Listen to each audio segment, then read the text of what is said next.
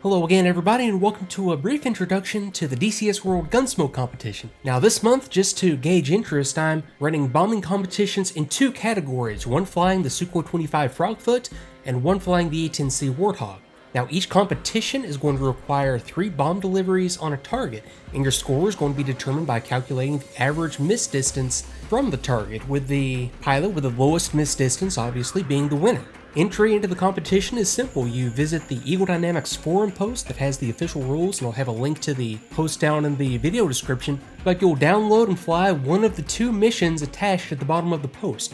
You'll save the track file at the debrief screen, and you'll submit the track file for scoring by either attaching it to a reply in the forum post, providing me with a download link, or just emailing it directly to bunyatsims@gmail.com. The competition is going to run through the 31st of July 2015, so feel free to take your time, practice as many times as you want, fly the mission over and over if you want to, but you'll only be able to make one submission before that date. And as submissions come in, I'll be posting periodic updates here featuring some of the better results and keeping you up to date on what's going on with the competition. Now, as I mentioned, this month's competition is broken down into 2 categories. The Sukhoi 25 Frogfoot category is really intended for new players, and folks who own the A-10C Warthog module or have been doing this for a while should really fly the A-10C competition. But the Sukhoi 25 Frogfoot category is going to consist of 3 individual releases using the FAB 100 general purpose bombs. There are going to be no restrictions on the weapons delivery mode or technique. The only thing that you have to do is just get the bombs onto the target.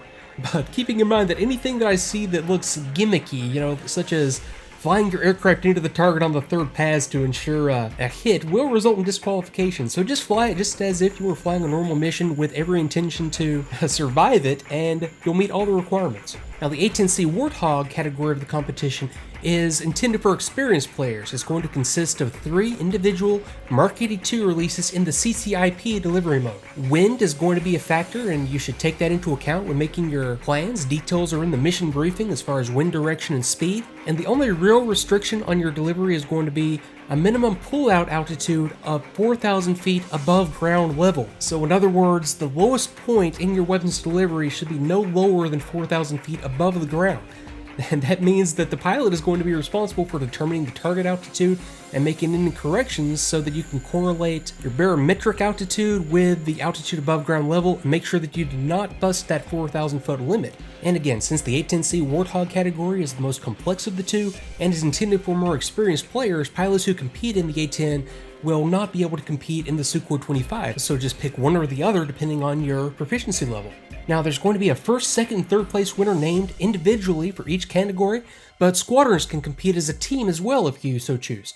Simply include your squadron affiliation with your submission, and the top 3 scores from each squadron will be compiled, and that will be your team score. So folks, that's the DCS World Gunsmoke competition for July in a nutshell. If you need more details, or if you have questions or need clarifications, see the forum post at the Eagle Dynamics forums, and you'll have a link in the video description to there. There you can go to see the full set of rules, and feel free to ask questions, get all the clarifications you want, and I'm sure there will be some, as this is not the first time I've done one of these types of flight sim competitions, and there's always something that needs clarifications, so feel free to let me know.